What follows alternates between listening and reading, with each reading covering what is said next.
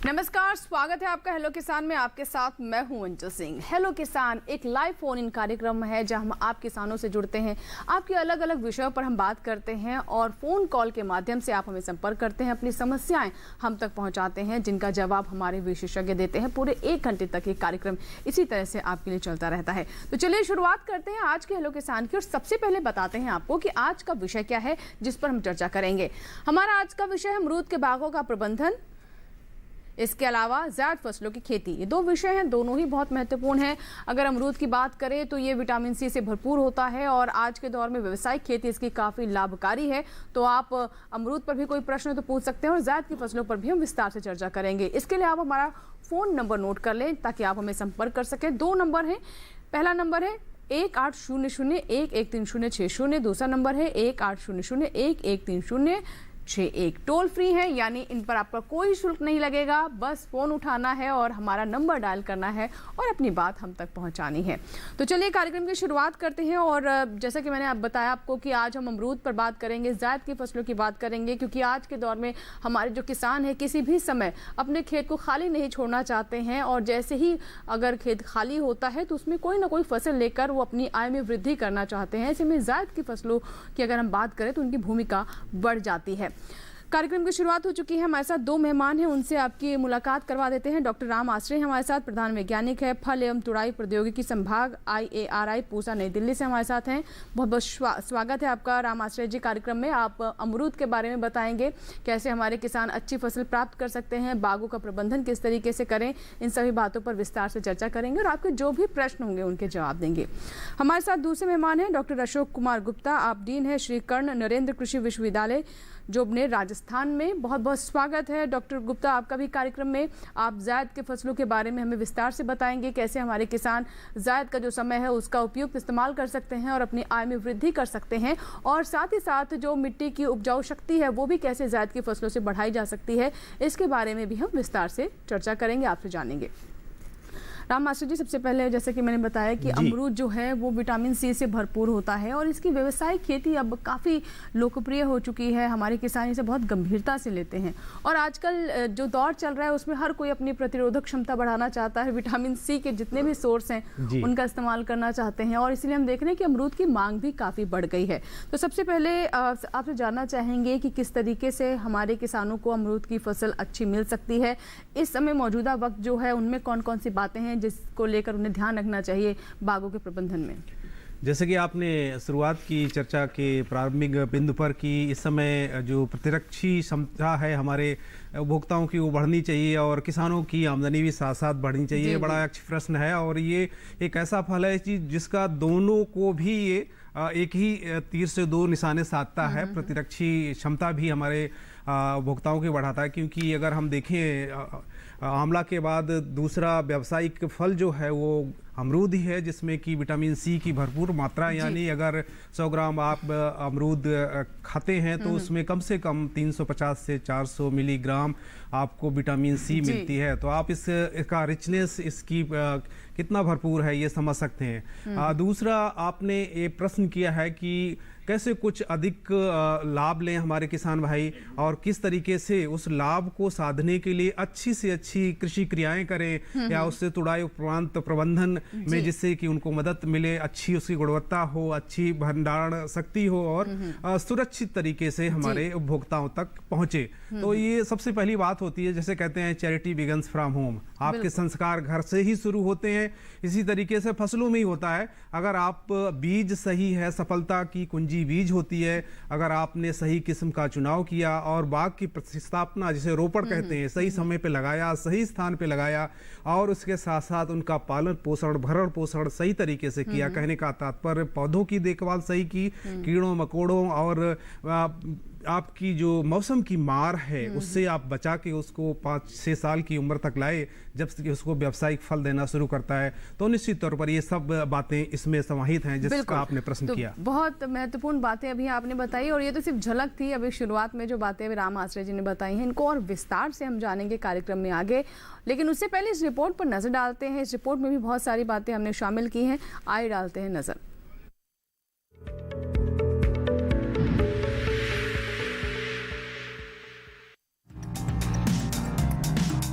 बागों से मिलने वाला लाभ पूरी तरह से बाग के समय अनुसार किए गए प्रबंधन पर निर्भर करता है।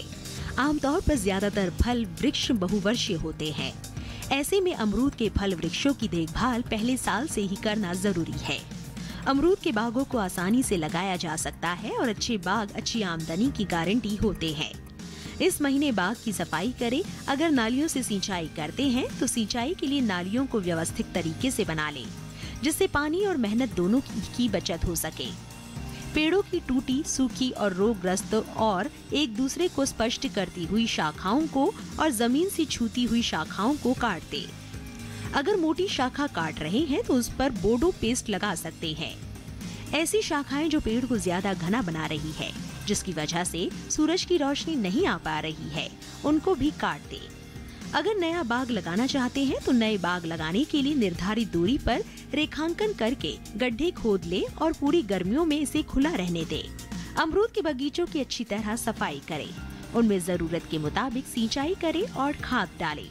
अमरूद में उकटा रोग लगने की आशंका रहती है। ऐसे में उकटा रोग के नियंत्रण के लिए 30 ग्राम बाविस्टिन को 15 लीटर पानी में मिलाकर प्रति पेड़ के जड़ों में उपयोग करें। किसान इस बात का ध्यान रखें कि फसल में किसी भी तरह की दवा का छिड़काव करने से पहले कृषि विशेषज्ञों की सलाह जरूर लें।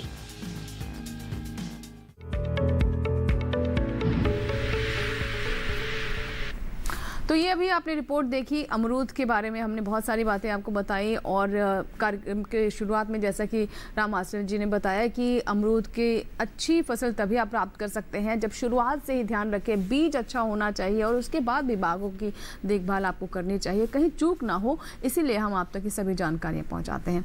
बहरहाल आज का हमारा दूसरा विषय है जायद फसलों की खेती, जिस पर हमारे साथ डॉक्टर अशोक कुमार जी बने हुए हैं स्काइप पर। आइए बात करते हैं। अशोक जी, जायद की फसलों की जैसे मैंने बात की कि किसान अब अपने खेत को खाली नहीं छोड़ना चाहता, अब कि किसी भी समय खाली ना रहे और हर वक्त कुछ ना कुछ उसे उससे प्राप्त होता रहे। और ऐसे हम कहें कि 2 सीजन के बीच की फसल होती है, तो ऐसे में हमारे किसानों को अब क्या बताना चाहेंगे, किस तरीके से इस समय का जो अवधि भी बहुत अधिक नहीं है लेकिन किसान उसका उचित इस्तेमाल भी करना चाहते हैं, लाभ भी लेना चाहते हैं, क्या बताना चाहेंगे जायद की फसलों के बारे में?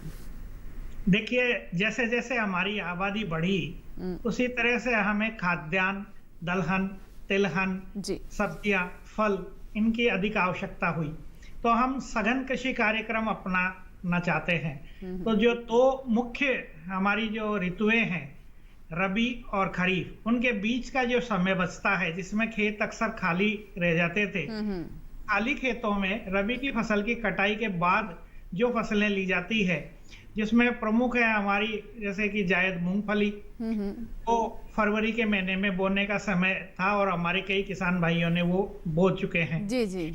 इसके बाद में जो मूंग है, जो जायद मूंग जिसको हम ग्रीष्मकालीन मूंग या स्प्रिंग मूंग बीन कहते हैं, उसके बुआई का समय अभी है क्योंकि वो 60 से 65 दिन में पक्के तैयार हो जाता है। इस तरह से जो उड़द है वो भी प्रमुख जायद की फसल है।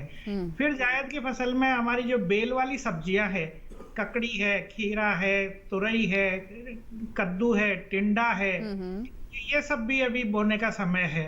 खरबूजे, तरबूजे, इसके अलावा जो हरे चारे की फसलें हैं, मक्का, बाजरा, ज्वार, जो कि पशुओं को पौष्टिक हरा चारा, सुपाच्य और एकदम स्वादिष्ट चारा देती है, वो फसलें बोने का समय है। तो जब हम रोगरोधी क्षमता बढ़ाने की बात कर रहे थे, स्पेशली अभी जब कोरोना टाइम में, तो मैं कहना चाहूंगा कि जो मूंग है, जो अंकुरित मूंग है, स्प्राउटेड मूंग है, इससे भी अमीनो अम्ल बढ़ता है और जो उगता है उनका पोषण अच्छा रहता है और उनके रोगरोधी क्षमता बढ़ाने में सहायक। बिल्कुल, तो आपने मूंग के बारे में भी बताया और वो सभी चीज़ें या फिर वो कहें वो सभी फसलें जिनसे प्रतिरोधक क्षमता बढ़ती है, हमारा इम्यून सिस्टम कमज़ोर जो था वो मजबूत होता है, उनकी मांग अब काफ़ी बढ़ गई है और इस बात को ध्यान में रखते हुए किसान भी सही फसलों का चुनाव कर सकते हैं जिससे उन्हें कम समय में ज़्यादा लाभ हो सके। चलिए बातचीत को और आगे बढ़ाएंगे और बताएंगे जायद की कौन कौन सी फसलें हैं जिसका चुनाव कर सकते हैं हमारे किसान अपनी क्षमता के अनुसार, कितना समय उनके पास, खेत किस तरह का है, इन सभी बातों का ध्यान रखते हुए। लेकिन उससे पहले नजर इस रिपोर्ट पर।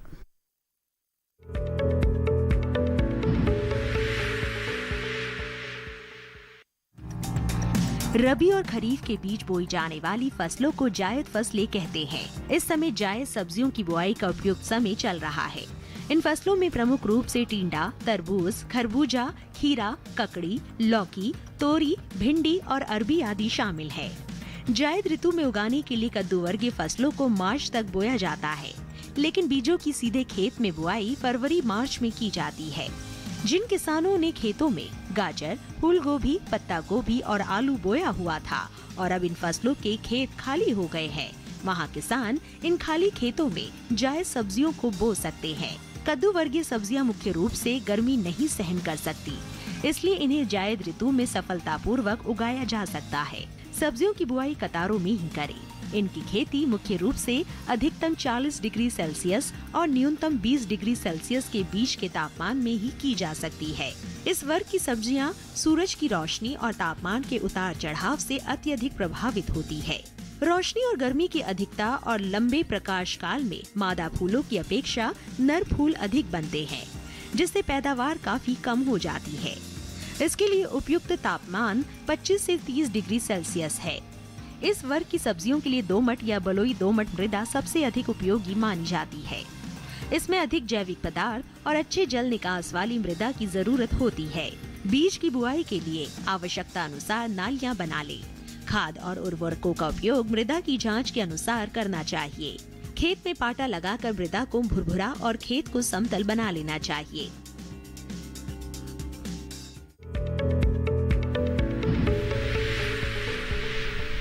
तो ये थी जायद की फसलें और इनके बारे में आगे और विस्तार से हम बात करते हैं। डॉक्टर अशोक कुमार जी हमारे साथ हैं, वो हमें जानकारी देंगे। आप भी अगर कुछ जानना चाहते हैं बेल वाली सब्जियों के बारे में और कौन कौन सी फसलें, दलहन फसलें कौन कौन सी ले सकते हैं, इसके बारे में अगर कुछ जानना चाहते हैं कॉल कीजिए हमें।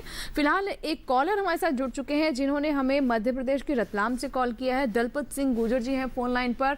स्वागत है आपका, बताइए क्या सवाल है। हेलो जी दलपत जी बताइए, प्रश्न क्या है। हेलो जी नमस्कार दलपत जी, सवाल बताएं। जी नमस्कार नमस्कार दीदी, और आपका कार्यक्रम देख ही रहा था और मैं अमरूद के बारे में ये जानकारी लेना चाह रहा हूँ जी। मैं अमरूद के बारे में, हमारे पास में करीब करीब 7-8 जो अमरूद के पौधे हैं जी, तो वो बड़े भी हो चुके हैं, उस पर फल तो लगते हैं, पर मेरा डॉक्टर महोदय से निवेदन है कि उसका फल और आकार जो बढ़ जाए, इसके बारे में कोई अच्छी दवाई या प्रयोग या मेहनत कोई हो तो बताने की कृपा करें ताकि फल बड़ा हो जाए। जी जी दलपत जी, आपका प्रश्न हमारे मेहमान ने सुन लिया है, राम आश्रय जी समझ चुके हैं। और जो आपका प्रश्न है, मुझे लगता है बहुत सारे किसानों की भी यही समस्या रहती है कि फल अच्छा कैसे हो, चमकदार कैसे हो, वजन उसका कैसे बढ़े, गुणवत्ता कैसे बेहतर की जा सके। तो मुझे लगता है बहुत सारे किसानों का जवाब आपके इस जवाब में छिपा होगा। दलपत सिंह जी, आपने यहाँ पे सवाल किया है कि आपके बगीचे में जो पौधे लगे हुए हैं उनमें फल आ रहे हैं, लेकिन वो उनकी बढ़वार बहुत मंद होती है और एक वांछित आकार जो मिलना चाहिए फल का वो नहीं मिल पा रहा है। उसकी कई वजह हो सकती हैं, जो मैं यहाँ बैठ के एक अनुमान लगा सकता हूँ। तो इसमें कहीं न कहीं पोषण की कमी है और पोषण का भरपाई एक दिन में नहीं की जा सकती है। अगर पूरे साल में इसकी एक प्रक्रिया होती है, आपके गोबर की खाद से लेकर आपका इसमें यूरिया है, डीएपी है, कहने का तात्पर्य है नाइट्रोजन, फास्फोरस, पोटास, और इसके साथ साथ सूक्ष्म पोषक तत्व, जैसे हमें भी सूक्ष्म पोषक तत्वों की ज़रूरत होती है। तो खासकर अमरूद में आपका जिंक है, आपका लोहा है, तांबा है, इन सब की काफ़ी मात्रा में ज़रूरत होती है। तो संक्षिप्त में मैं ये कहूँ कि आप कि अगर पेड़ तकरीबन 5 या 6 साल के हो गए होंगे तो उसमें प्रति पौधा साल में 20 किलोग्राम सड़ी हुई गोबर की खाद, इसी तरीके से अगर आपके पौधे की उम्र 10 साल हो गई तो आप करीब 50 किलोग्राम अच्छी सड़ी हुई गोबर की खाद उसमें मिलाएं। और इस खाद को आप दे सकते हैं अभी आपके मई में, करीब मई में आपको एक बार देना होगा। दूसरा, आपको एक बार जैसे ही बारिश ख़त्म होती है उसके तुरंत बाद, कहने का तात्पर्य अगर आप किसी पौधे में 40 किलो FYM देना या गोबर की सड़ी हुई खाद, तो उसको 2 हिस्सों में बांट लें और इस तरीके से पहली बरसात के तुरंत बाद और दूसरी आपको यहाँ पे मई के महीने में देनी है और पेड़ों के चारों तरफ अच्छी तरीके से जुताई करके उसको मिला दें करीब करीब 1 मीटर की परिधि में। और इसके साथ साथ अक्सर देखा गया कि जिंक की कमी होती है और उसकी वजह से पत्तियाँ छोटी छोटी रह जाती हैं और फलों का आकार भी नहीं बढ़ता है और उसके लिए आपको करना होगा तकरीबन जिंक सल्फेट का छिड़काव। जिंक सल्फेट की मात्रा आपको लेनी होगी, अगर मान लीजिए आपका 100 लीटर पानी बरतना है आपको बागान में, तो उसमें तकरीबन आपको 800 ग्राम जिंक सल्फेट, अगर 1 किलोग्राम भी हो जाए कोई फर्क नहीं पड़ता है, और इसमें 600 ग्राम जो है आपका बुझा हुआ चूना ले लें और इसको अच्छी तरीके से घोल बना लें। और घोल कोशिश करें आप किसी धातु के बर्तन में ना बनाएं, मिट्टी का बर्तन हो या प्लास्टिक का कोई कैन हो उसमें बनाएं। और ये आपका छिड़काव आप साल में करीब 3 बार जरूर करें, जिससे आपको अक्सर देखा गया जिससे आपकी जो जिंक की कमी होती है ये इसमें सुधार होता है और साथ साथ जो आपका फल में आकार में जो कमी आती है वो ठीक हो जाती है। और साथ साथ आपको देना होगा DAP और म्यूरेट ऑफ पोटास। DAP की मात्रा अगर मैंने बताया 5 साल का वृक्ष है तो उसमें करीब आपको 400 ग्राम DAP तक आप डाल सकते हैं और इतनी ही यूरिया मिला के इसको मिक्स कर सकते हैं और इस मात्रा को 2 भागों में बांट सकते हैं, आपके बारिश के तुरंत बाद और आपका मई के महीने में। और इससे आपकी जो जाड़े की फसल होगी वो काफी मुकम्मल होगी। बिल्कुल, तो जाड़े की फसल इससे आपकी अच्छी होगी। और जैसे राम मास्टर जी ने कहा कि अच्छी सड़ी हुई गोबर की खाद का आप इस्तेमाल करें, क्योंकि कई बार हम देखते हैं राम मास्टर जी की सही पकी हुई खाद नहीं होती और उससे भी दीमक की समस्या पेड़ों में शुरू हो जाती है। बिल्कुल, तो ये चीज बिल्कुल ध्यान में रखिए। इसलिए कई बार जोर लगाकर राम मास्टर जी ने कहा है कि पक्की हुई बिल्कुल खाद या अच्छी सी सड़ी हुई गोबर की खाद का ही इस्तेमाल करें ताकि आपको कोई आगे समस्या ना हो। फिलहाल छोटा सा ब्रेक।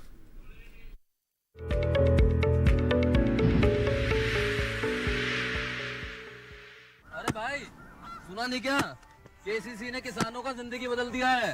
देश के छोटे किसान 1,60,000 रुपये तक का कर्ज बिना किसी गारंटी को ले पाएंगे। ब्याज खोरों से भी पीछा छुटा। मैं तो जैविक खेती का पूरा सामान मंगा लिया, KCC का भी कोई दबाव नहीं है। ब्याज चुकाने के लिए पूरा 1 साल मिलता है।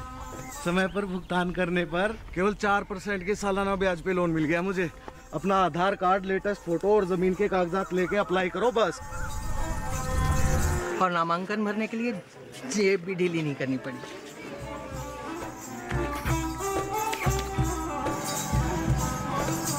चाचा, उधार चुकाने के 24 घंटे के बाद उतने ही पैसे वापस निकाल सकते हैं। KCC ने किसानों की जिंदगी वाकई बदल दी है। तो आप भी किसान क्रेडिट कार्ड अपनाएं और सहजता से ऋण पाएं।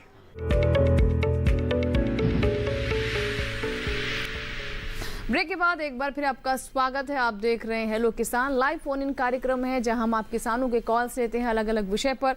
तो अगर आप अभी हमारे साथ जुड़ रहे हैं तो आज का विषय एक बार फिर से आपको बता दें। आज हम बात कर रहे हैं अमरूद के बागों की देखभाल के बारे में, कैसे करें उनका प्रबंधन, और साथ ही जायद की फसलों के बारे में आपको जानकारी दे रहे हैं। चलिए बातचीत को आगे बढ़ाते हैं और हमारे साथ डॉक्टर अशोक कुमार जी बने हुए हैं, जायद की फसलों पर बात कर रहे हैं। अशोक जी, आप ये बताएं कि हमारे किसान किन किन बातों का ध्यान रखते हुए फसलों का चुनाव करें? क्या वो सब्जियों का चुनाव करें या फिर जैसे आपने दलहनी फसलों का भी जिक्र किया उस पर जाएं? कैसे, किन बातों का ध्यान रखकर वो निष्कर्ष पर पहुंच सकते हैं? देखिए, फसलों के चुनाव में बहुत महत्वपूर्ण बात है कि हमारे पास सिंचाई का कितना पानी उपलब्ध है।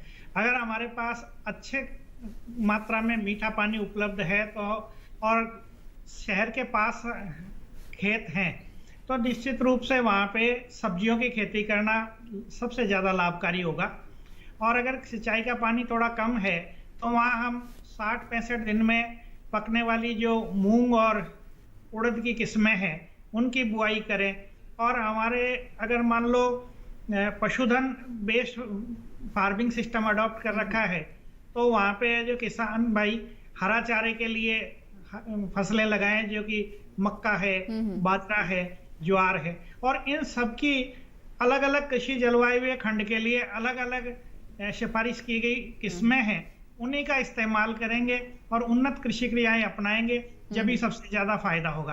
अब किसान भाई के उन्नत कृषि क्रियाओं का अक्सर नाम सुनते हैं, ये वो क्रियाएं हैं जो आपके लिए, आपके खेत के लिए और पर्यावरण के लिए, तीनों के लिए लाभकारी साबित हो, वो उन्नत कृषि क्रियाएं हैं। यानी कि हमारा पर्यावरण भी सुरक्षित रहना चाहिए, हमारी जो मिट्टी है वो भी दूषित नहीं होनी चाहिए, ज्यादा पानी भी नहीं देना चाहिए, और सबसे ज्यादा बात है कि हमें आर्थिक रूप से वो लाभकारी हो। तो ऐसी क्रियाएं अपनानी चाहिए। जी बिल्कुल, तो आर्थिक रूप से भी आप पर बोझ ना बने और पर्यावरण के लिए भी सही रहे, और अगर आप सही जो तकनीक है उसका इस्तेमाल करेंगे तो आपको ज़्यादा लाभ ही होगा। एक कॉलर है हमारे साथ जिन्होंने फ़ोन किया है, आइए बात कर लेते हैं। हेलो हेलो, नागेंद्र जी हैं, मंडी हिमाचल प्रदेश से कॉल किया है। जी बताइए नागेंद्र जी, सवाल क्या है आपका? मैडम नमस्कार, मैं हिमाचल प्रदेश के सरकार घाट मंडी से नागेंद्र सिंह नेगी बोल रहा हूँ। मैडम मेरा सवाल ये है कि ये जो अमरूद की फसल है ये हमारे यहाँ पर अगस्त और सितंबर में होती है, जिस वक्त मार्केट में कहीं भी अमरूद नहीं होता। लेकिन समस्या ये है कि इस अमरूद में सफेद रंग के कीड़े पड़ जाते हैं, जिसकी वजह से पूरी की पूरी फसल ही खराब हो जाती है। लोगों ने मतलब कोई गांव ऐसा नहीं, और ये रात को ये चमगादड़ है, पता नहीं क्या वजह है। हमारे यहाँ पर ब्राउन बैट बहुत है ना जी, कुछ गांव में, कुछ क्षेत्र में, तो वो रात को इसका बहुत नुकसान करते हैं। पता नहीं अब उनकी वजह से कीड़े पड़ते हैं या कोई और कारण है, और इससे बचने का उपाय क्या है जी? होता बहुत स्वादिष्ट है अगर कहीं बच जाए जी। रामासी जी कुछ पूछना चाहते हैं आप इनसे? और निश्चित तौर पर नेगी साहब, हिमाचल में अगर देखें आपके जो पहाड़ी इलाका है, जब बरसात अगस्त में वह काफ़ी होती है, और जैसा कि मैंने पहले एक हिदायत के तौर पे कहा था कि आप इसमें बरसात की फसलों को हतोत्साहित करें, मतलब उनको आपके पास अगर विकल्प है तो बरसात की फसल को बिल्कुल ना लें। और इसको हम कहते हैं अमरूद में फसल नियंत्रण या क्रॉप रेगुलेशन। जो आपकी कोई भी फसल जहाँ पे होती है बरसात में, उसमें आपकी फ्रूट फ्लाई या फल मक्खी का प्रकोप बहुत ज़्यादा होता है, और फल जैसे जैसे आपका पकने के आसपास आता है वो उसके ऊपर अंडे देती है, और अंडे फूट के उसमें जो है मैगट होते हैं वो अंदर प्रवेश कर जाते हैं गूदे में, और उसको खाना शुरू करते हैं। उसी वक्त आपके फल डिगने शुरू हो जाते हैं, झड़ना शुरू हो जाते हैं, और आपके हाथ कुछ नहीं लगता। तो मैं तो ये कहूँगा कि आप ये बरसात की फसल को बिल्कुल ज़्यादा व्यावसायिक स्तर पे ना अपनाएं। अगर आप अपने उपभोक्ता भी देखते हैं कि इन फलों को लेने से थोड़ा बचते हैं। हाँ, वो एक पूरी तरीके से सोच बन गई कि इस समय अगर अमरूद लेंगे तो उसमें कीड़े होंगे, और उसकी रंगत और स्वाद में नहीं होता है वैसा। और जहाँ तक आपने चमगादड़ की बात कही, तो चमगादड़ को नियंत्रण कर पाना बड़ा मुश्किल काम होता है। और अगर आप यहाँ पे कुछ लोग अपने बागानों में नेट डालते हैं, नायलॉन के नेट डालते हैं, उसको डाल के, और इस पे कहीं न कहीं राज्य सरकारें सब्सिडी भी दे रही हैं, आपके हेल स्ट्राम है या जो आपके चमगादड़ों से बचाने के लिए फसलों को। अगर आपने कुछ कम स्तर पर इसकी फसल लगा रखी है तो चमगादड़ों को नियंत्रण करने के लिए आप ये आपके नेट प्लास्टिक के डाल सकते हैं। तो मैं आपसे यही कहूँगा कि आप उसको व्यावसायिक तौर पे ना अपनाएं, आपकी जो बरसात की फसल है। जी, हमारे साथ अशोक जी बने हुए हैं। अशोक जी, जैसे कि हम बात करें जायद की फसलों की, तो आपने जिक्र किया कि बेल वाली सब्जियां जो हैं वो भी ले सकते हैं किसान इस वक्त, अगर पानी की अच्छी व्यवस्था है और शहर के आसपास उनके गांव अगर पड़ते हैं तो सब्जियों की खेती उनके लिए काफ़ी लाभकारी रहेगी। तो ऐसे में मैं आपसे जानना चाहूँगी कि बेल वाली कौन कौन सी सब्जियाँ हैं जिसका चुनाव इस वक्त हमारे किसान कर सकते हैं? देखिए, बेल वाली जो सब्जियां हैं उनमें प्रमुख है लौकी।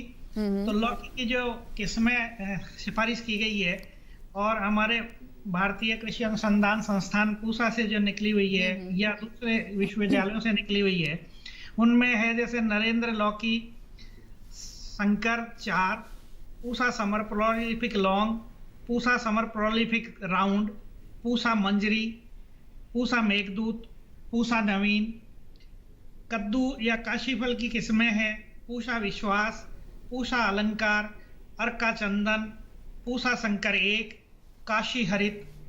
तरबूज वाली जो किस्में हैं, तरबूज की जो किस्में हैं वो शुगर बेबी, दुर्गापुरा मधु, दुर्गापुरा केसर, अर्का ज्योति, सुरभि, खुशबू, सुगंध। खरबूजा जो है उसकी प्रमुख किस्में हैं पूसा रसराज, RM 43, दुर्गापुरा मधु, पंजाब सुनहरी, पंजाब हाइब्रिड, हरकाती, हरा मधु, खीरे की भी इसी तरह से पंत शंकर खीरा 1, बालम खीरा, पाइन सेट पूसा संयोग, करेले की किस्में जो कोयम्बटूर लौंग, पूसा 2 मौसमी, हरका हरित, ग्रीन लौंग, टिंडे की बीकानेरी ग्रीन, ककड़ी की भी इसी तरह से, चिकनी तुरई, धारीदार तुरई, इनकी सबकी अलग अलग किस्में हैं जो अलग अलग जलवायु खंड के लिए जो क्षेत्रीय जो स्टेट एग्रीकल्चर यूनिवर्सिटीज है उनके द्वारा या आईसीआर संस्थानों द्वारा विकसित की गई है। जी बिल्कुल। तो अलग अलग किस्मों के बारे में कौन कौन सी सब्जियों का चुनाव कर सकते हैं, उनकी कौन सी अच्छी किस्में हैं, उसके बारे में बहुत विस्तार से भी अशोक जी ने बताया है और आशा करते हैं कि हमारे किसानों ध्यान से सुना भी होगा। बहरहाल एक कॉलर है हरी सिंह जिन्होंने पंजाब से हमें फोन लगाया है। जी हरी सिंह जी बताइए क्या प्रश्न है आपका। हेलो जी, नमस्कार डॉक्टर साहब जी। जी बताइए प्रश्न बताइए। हरी सिंह कपूरथला पंजाब से बोल रहा हूँ जी। डॉक्टर साहब जी पूछना चाहते हैं कि मूंग और माह की जो है ना बिजाई करना चाहते हैं हम, और इसके बारे में बताएं कि कौन सी वैरायटी बीजें अब और इसका कितना बीज डालें। जी मेहरबानी जी, धन्यवाद जी। बहुत अच्छा प्रश्न है आपका। अशोक जी क्या बताना चाहेंगे आप इन्हें। देखिए पंजाब के लिए जो मूंग की किस्में हैं वो SML 668, SML 832, इसके अलावा जो IPM 410-3 शिखा नाम से है वो भी पंजाब के लिए बहुत माकूल है। IPM 02-14, IPM 02-13, ये पंजाब के लिए ही और बहुत ही अच्छी किस्में हैं। जब वो उड़द की बात करते हैं तो PDU 1, U 218, T2, मैश 1, ये उन्नत किस्में हैं जिनकी बुआई अभी की जा सकती है और 60-65 दिन में पक्के तैयार हो जाएगी। जी चलिए, तो बात रही मूंग की, और हमारा जो आज का एक और विषय है यानी अमरूद के बागों का प्रबंधन हम बता रहे हैं आपको किस तरीके से करें। एक बार फिर से लौटते हैं इस विषय पर। राम आश्रित जी आपसे जानना चाहेंगे कि जो फलत नियंत्रण है वो इन किस तरीके से किया जा सकता है अमरूदों में, अमरूदों के बागों में, ऐसे में क्या करें हमारे किसान। फलत नियंत्रण एक बहुत ही महत्वपूर्ण क्रिया है। जैसे कि एक हमारे श्रुति श्रोता ने बोला था कि आपका उनकी फसल अगस्त में जब आती कीड़े ही कीड़े पड़ जाते हैं और वो नीचे जड़ के आ जाते हैं सारे फल। तो कहीं न कहीं ये सवाल वहीं से जुड़ा हुआ है और हम सारे किसान भाइयों से ये गुजारिश करते हैं कि फलत नियंत्रण बहुत ही ज़रूरी कदम है आपके अमरूद की खेती में। देखा जाता है कि उत्तर भारत में 2 डिस्ट्रिक्ट मौसम होते हैं, गर्मी और सर्दी, 2 बिल्कुल फ़र्क। और अभी जैसे आपकी मार्च के महीने से ही अमरूद में कलियां बनने लगती हैं और मई जून तक वो पूरा फूल में विकसित हो जाती हैं। और जब हम इस फसल को, इन फूल को अलाउ करते हैं या छोड़ देते हैं तो ये हमारा अगस्त या जुलाई में हमारी जो फसल आती है वो बरसात की फसल होती है। तो इसके हमें ये वांछित नहीं है, क्योंकि जैसे ही बरसात का मौसम आ जाता है इसमें फ्रूट फ्लाई या फल मक्खी का प्रकोप इतना ज़्यादा होता है कि हम इसको नियंत्रित नहीं कर पाते हैं और इसकी वजह से फलों की गुणवत्ता बहुत ही निम्न कोट की होती है। उनकी जो है जीवन आयु जिसे कहते हैं सेल्फ लाइफ, निधानी आयु, अगर उनको हम रखना भी चाहें तो 1 या 2 दिन भी हम रूम टेम्परेचर पे या साधारण तापक्रम में नहीं रख सकते। इसीलिए ये कहा जाता है कि आप बरसात की फसल न लें और अपना फसल नियंत्रण करें, क्रॉप रेगुलेशन। और फसल नियंत्रण करने के लिए हमारे किसान भाइयों को अभी जो भी पौधे फलत में आ चुके हैं, कहने का तात्पर्य है जो कि 5 साल की अवधि से ऊपर हैं और जिसमें वो व्यावसायिक तौर पर फसल ले रहे हैं अमरूद में, तो उसको अभी कम से कम या बिल्कुल इसमें सिंचाई रोक दें। जी अच्छा, मुझे आपको यहाँ पर रोकना पड़ेगा क्योंकि कॉलर हैं हरिमोहन जी हैं जिन्होंने कॉल किया है हमें उत्तर प्रदेश से। आइए उनका प्रश्न ले लेते हैं। जी हरिमोहन जी बताइए सवाल क्या है आपका। हेलो जी हरिमोहन जी। और फिर एक वर्ष कम आते हैं, फल आते तो हैं, कम आते हैं अमरूद में। हाँ अमरूद में। कुछ पूछना चाहेंगे आप राम आश्रित जी से? और जी निश्चित तौर पर जैसे फल आते हैं लेकिन कम आते हैं, उसकी वजह कहीं न कहीं हो सकती है, उसकी कई वजह हो सकती है, एक वजह नहीं। कभी कभी ऐसी हम किस्म का चुनाव भी कर लेते हैं कि एक जो पंजीकृत नर्सरी होती है या जो विश्वसनीय स्थान होता है, जैसे कृषि विश्वविद्यालय हैं या हमारे भारतीय कृषि अनुसंधान परिषद के विभिन्न कृषि अनुसंधान केंद्र हैं, वहाँ से अगर आप पौधे ना लेके आप कहीं अविश्वसनीय स्थान से पौधे लेते हैं तो वो आपकी जो किस्म होनी चाहिए, एक विशेष किस्म होनी चाहिए, वो नहीं आती है और आप अनजाने में कहीं किसी विशेष फल को ना लाके आप किसी निम्न स्तर की जो उसमें देसी भी आपका अमरूद हो सकता है, वो बीजू अमरूद भी हो सकता है, उसमें कहीं न कहीं फल का आकार जो आना चाहिए वो नहीं बनता या जितनी मात्रा में आना चाहिए वो नहीं बनता है। तो पहली बात तो होती है सफलता की कुंजी के लिए आप किस्म का चुनाव करें अच्छा, और किस्म को सही जगह से खरीदें उस जो भी आप पौधे लेते हैं। और इसके बाद जैसे बताया कि पोषण बहुत ही, चाहे हमारे लिए हो चाहे आपके पशुओं का पोषण हो, उसी पौधों का पोषण हो, तो बहुत ही आवश्यक होता है कि सही तरीके से करें। तो आप साल भर में, जैसे मैंने पहले भी बताया और उसको पुनः दोहराता हूं, कि आप इसमें गोबर की सड़ी खाद दें। अगर आपका 5 साल का बगीचा हो गया तो उसमें आप 20 किलो आप गोबर की अच्छी सड़ी हुई खाद का बर्ताव करें। बर्ताव करने के 2 समय हो सकते हैं। आप जैसे ही आपका बरसात निकल जाती है, दीपावली के आसपास आधी आप मात्रा डाल सकते हैं, दूसरी मात्रा अभी आपके मई के महीने में भी आप उसको डाल सकते हैं।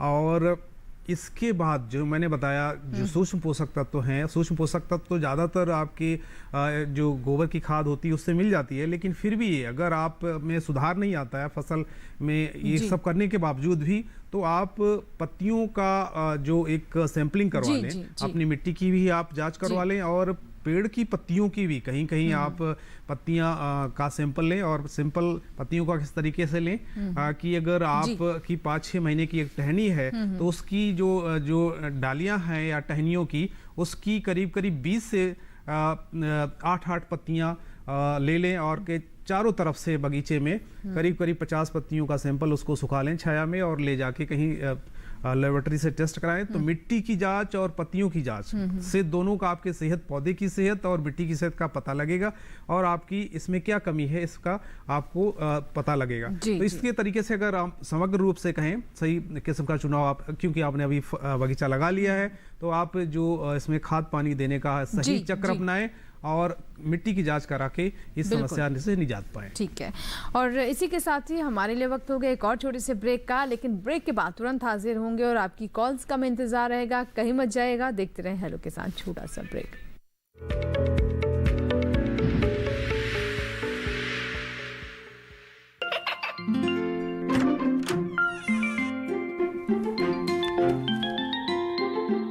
ये क्या हो रहा है? काशवी, इतने कम मार्क्स? काशू बेटा पढ़ा करो, पढ़ोगी नहीं तो आगे कैसे बढ़ोगी? मम्मा मैं भी तो आपसे यही कहना चाहती हूँ, पढ़ा करो। आप पढ़ोगे नहीं तो आगे कैसे बढ़ोगे? मतलब? वो देखो, सिर्फ बैक पर छपा ऑर्गेनिक नहीं, ऑर्गेनिक का निशान पहचानिए। पीजीएस ऑर्गेनिक का ये लोगो उन किसानों की पहचान है जो आज भी परंपरागत विधि से रसायन मुक्त खेती कर आपके लिए शुद्ध फसल उपजा रहे हैं।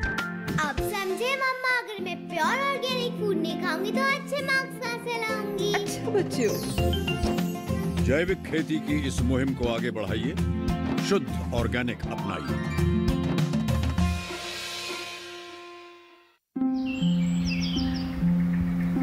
अरे क्या कर रहा है? इधर इधर इधर, हम बोल रहे हैं तेरे बीजू का। पुतला बोल रहा है? हाँ, पक्षियों से तो हम खेत को बचा लेते हैं, पर इन घातक रसायनों से कैसे बचाएं? मतलब? देख बेटा, तू जो ये अंधाधुंध रसायन मिलाता है ना, मिट्टी की सेहत बिगड़ने लगी है और जब माटी ही कमजोर पड़ जाएगी तो उपज कैसे सेहतमंद होगी?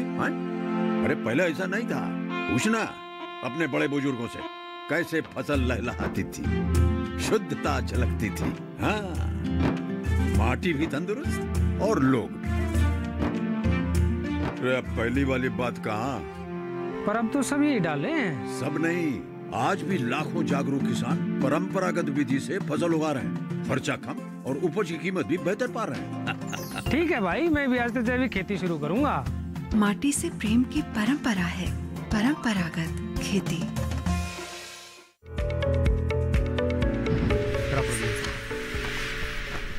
ब्रेक के बाद एक बार फिर आपका स्वागत है। आप देख रहे हैं हेलो किसान। अगर आप हमारे साथ अभी जुड़ रहे हैं तो एक बार फिर आपको आज का विषय बताते हैं। आज हम बात कर रहे हैं अमरूद के बागों के प्रबंधन के बारे में और साथ ही जानकारी दे रहे हैं जायद की फसलों के बारे में।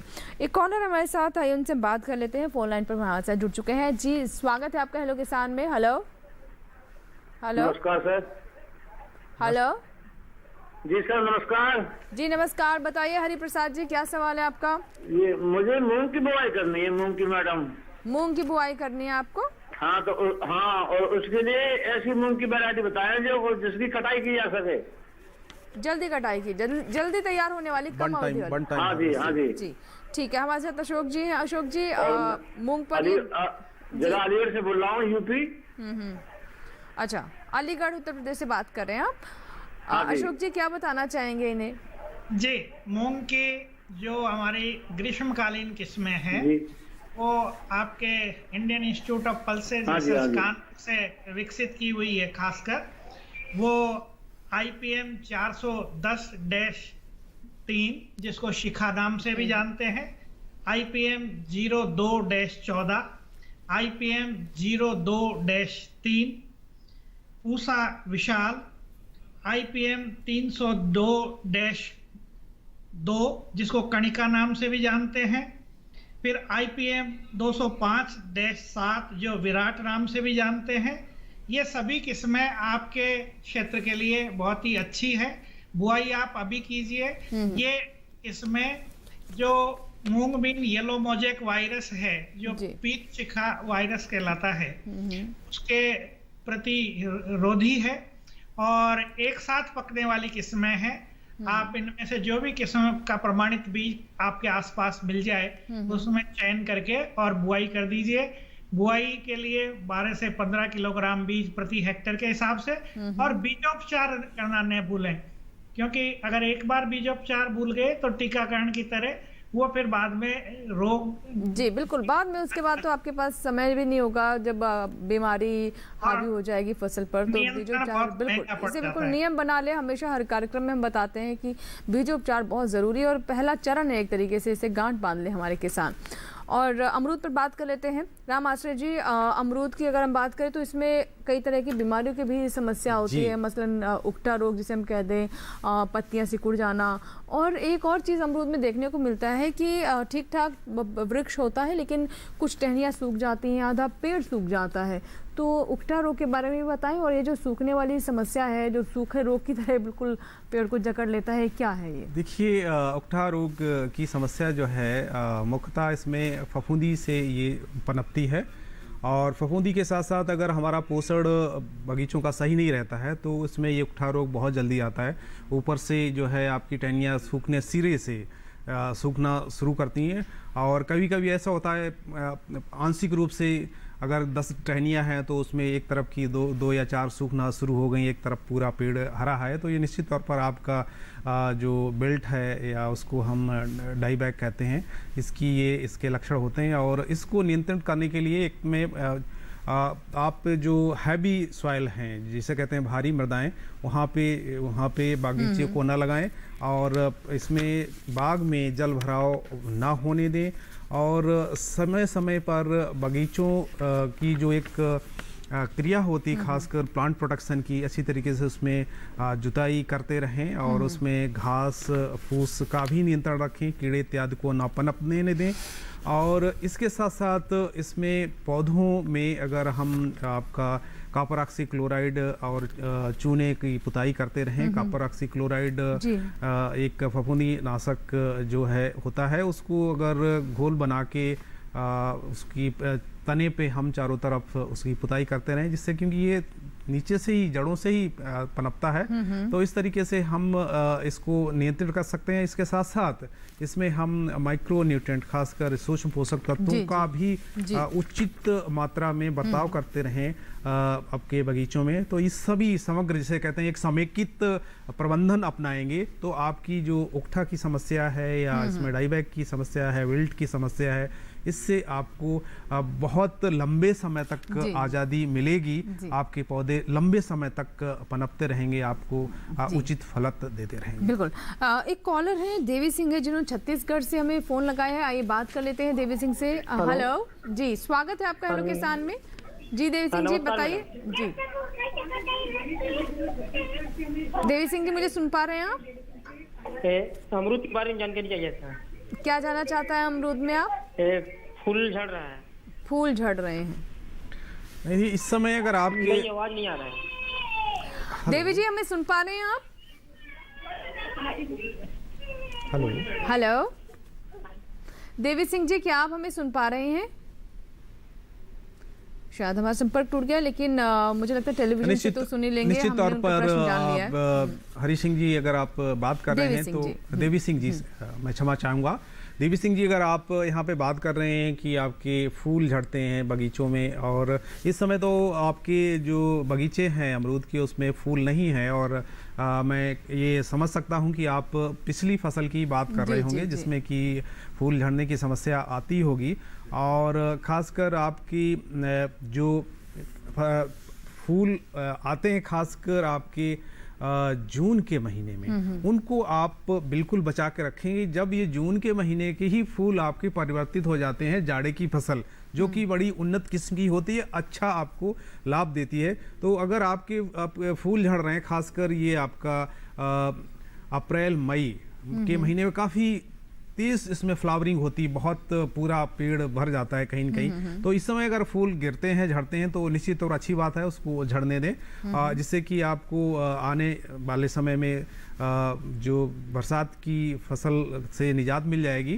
और अगर ये आपका उपक्रम निश्चित तौर पर 1 या 2 साल से बिल्कुल चल रहा है, ना उसमें जाड़े की फसल मिल रही है ना बरसात की, तो निश्चित तौर मैं समझ सकता हूँ उसमें कहीं न कहीं पोषण की गंभीर समस्या है। आप अपने निकटतम कृषि विज्ञान केंद्र से इस मिट्टी की जांच कराएं, और जैसे मैंने पहले कहा कि आप पौधों की पत्तियों की भी इसमें नमूना ले लें, उनकी सैंपलिंग ले लें, और जैसे मैंने बताया कि करीब 6 महीने की जो टहनियाँ होती हैं उनका 20 से 8-8, 6-6 पत्तियां चारों तरफ से ले लें। अगर इस तरीके से बागान से चारों तरफ से 8-10 वृक्षों से पत्तियों की सैंपलिंग कर लें, और उसको भी कहीं न कहीं टेस्ट करवाएं, तो निश्चित तौर पे आपको पता पड़ पाएगा कि इसमें क्या कमी है जिसकी वजह से हमारे इसमें फूल झड़ रहे हैं, चाहे वो बरसात की फसल हो, चाहे आपकी वो आपकी जाड़े की फसल हो। जी, और राम आश्रय जी, जो मेरा दूसरा प्रश्न था कि कुछ वृक्षों में हम देखते हैं कि आप, चलिए कॉलर हैं, पहले उनसे हम बात कर लेते हैं। हेलो हेलो हेलो हेलो जी नमस्कार, बताइए सवाल क्या है आपका? राधिका जी हमारे साथ, प्रयागराज उत्तर प्रदेश से। जी राधिका जी, सवाल बताइए अपना। मैम राधिका जी, बातचीत को हम आगे बढ़ाएं उससे पहले मैं आपसे अनुरोध करना चाहूँगी, टेलीविज़न की आवाज़ आप अभी कम कर दें। जवाब के वक्त चाहे आप वापस से आवाज़ कर सकती हैं।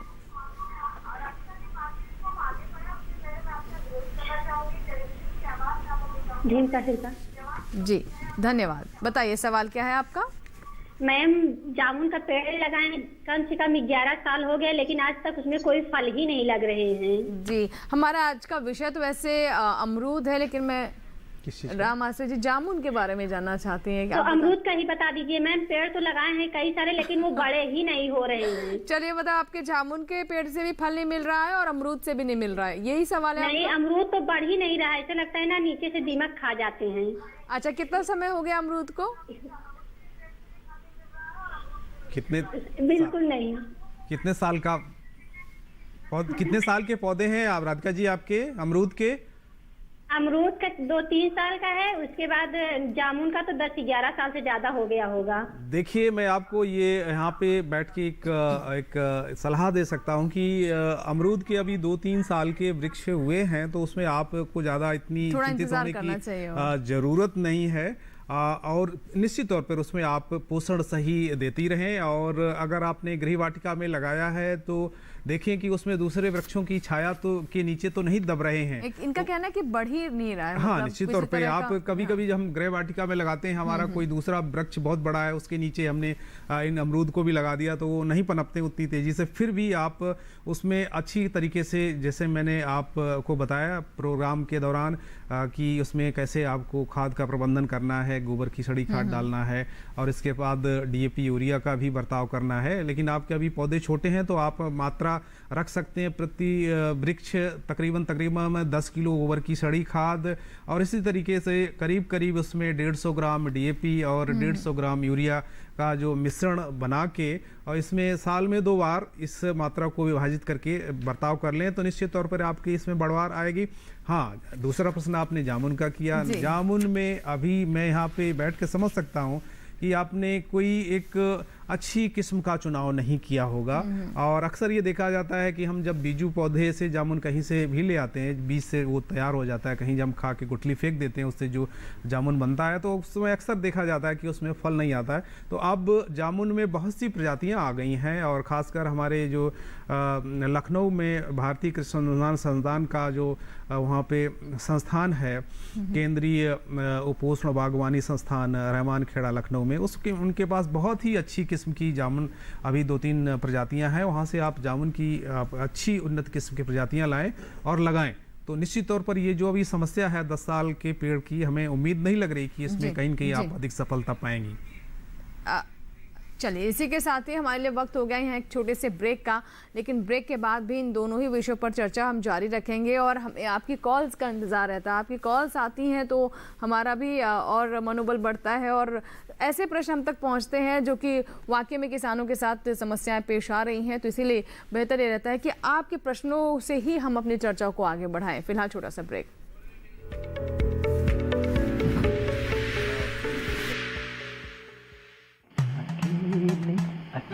अरे वाह भैया, अकेले अकेले। अरे तू भी ले, पर खाएगा कैसे? मैं ऑर्गेनिक खेती की बात कर रहा रे बेटे। अकेले अकेले खेती कब तक करेगा? मतलब गांव में 20-25 किसानों का समूह बना के पंजीकरण करवा ले, फिर सरकारी ट्रेनिंग भी मिलेगी और मुफ्त जैविक बीज खाद भी। फिर बीजीएस ऑर्गेनिक की सरकारी मोहर के साथ तेरी उपज आकर्षक पैक में पहुंचेगी बड़े बाजार तक। अच्छा? हाँ। अरे भाई, कहाँ चल दिया? सबको साथ लाने, आमदनी बढ़ाने। तो किसान भाई समझ गए ना, साथ मिलकर ऑर्गेनिक खेती कीजिए, अपनी परंपरा को आगे बढ़ाइए, ज्यादा मुनाफा कमाइए। माटी से प्रेम की परंपरा है, परंपरागत खेती।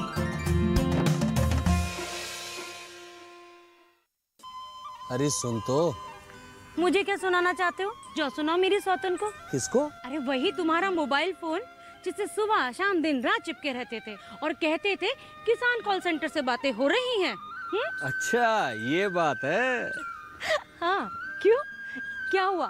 अब बात नहीं होती क्या? अब तो झट से बात हो जाती है। ऐसा क्या? हाँ, अब तो ज्यादा लाइनें और खास तकनीक के कारण खेती के माहिरों से तुरंत बात हो जाती है। और अगर कभी लाइन व्यस्त हो तो अपनी समस्या फोन पर रिकॉर्ड करा दो, वहाँ से फोन आ जाता है और समस्या की हल का मैसेज भी आ जाता है। ये देखो आ गया। अरे वाह, इसका मतलब इंतजार की घड़ी अब खत्म। हाँ। तभी मैं सोचूं कि आजकल मुझ पर इतना प्यार क्यों आ रहा है। कृषि संबंधी समस्याओं का अपनी भाषा में तुरंत हल पाने के लिए पूरे भारत में किसी भी फोन से हेल्पलाइन नंबर पर संपर्क करें। किसानों का दोस्त किसान कॉल सेंटर। ब्रेक के बाद हेलो किसान में एक बार फिर आपका स्वागत है। आज हम बात कर रहे हैं अमरूद के बागों के प्रबंधन के बारे में और साथ ही जायद की फसलों के बारे में आपको जानकारी दे रहे हैं। बहुत सारे कॉलर्स हमसे ब्रेक से पहले जुड़े जिनके सवालों के जवाब राम आश्रय जी और गुप्ता जी ने दिए हैं। चलिए कार्यक्रम को आगे बढ़ाते हैं और हम बात करते हैं डॉक्टर अशोक गुप्ता जी से। डॉक्टर अशोक जी, जैसे कि मैंने कार्यक्रम की शुरुआत में भी बताया था कि ये वो समय होता है जब किसान थोड़ा सोचता है कि क्या किया जाए, समय भी बहुत नहीं है लेकिन खेत भी खाली नहीं छोड़ना है, तो इसका एक तो आपने बताया कि बेल वाली सब्जियों का चुनाव कर सकते हैं, कुछ दलहनी फसलें हैं जिन्हें ले सकते हैं। अगर कोई किसान इस मकसद से फसल लेना चाहता है कि अगली फसल के लिए उसका खेत और बेहतर तरीके से तैयार हो, पोषक तत्वों की जो कमी कई बार फसलों में हो जाती है एक सीज़न के बाद उसकी पूर्ति हो, तो उनको ध्यान में रखते हुए किन फसलों के बारे में आप यहाँ पर सलाह देना चाहेंगे किसानों को?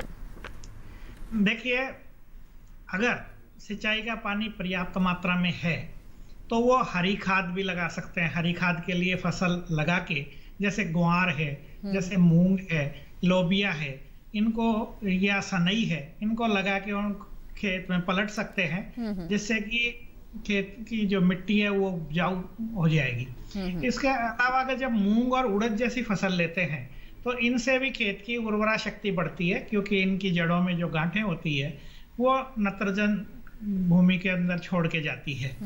तो हमारे किसान भाई इस बात को बहुत अच्छी तरह जानते हैं कि दलहनी फसलों को लगाने से उनकी खेत की मिट्टी की उर्वरा शक्ति बढ़ती है।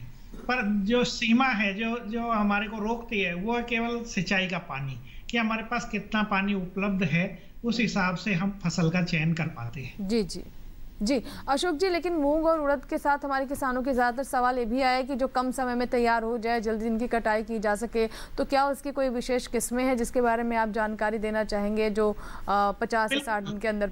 जी हाँ, ये जो ग्रीष्मकालीन मूंग होता है, इसकी सभी किस्में हैं जो 60 से 65 दिन के अंदर, यानी कि 2 महीने में पक जाती है। अगर हमारे किसान भाई अभी मार्च के मध्य में वो किस्में लगाते हैं तो ये मई के दूसरे पखवाड़े के अंदर आराम से पक्के और तैयार हो जाएंगी।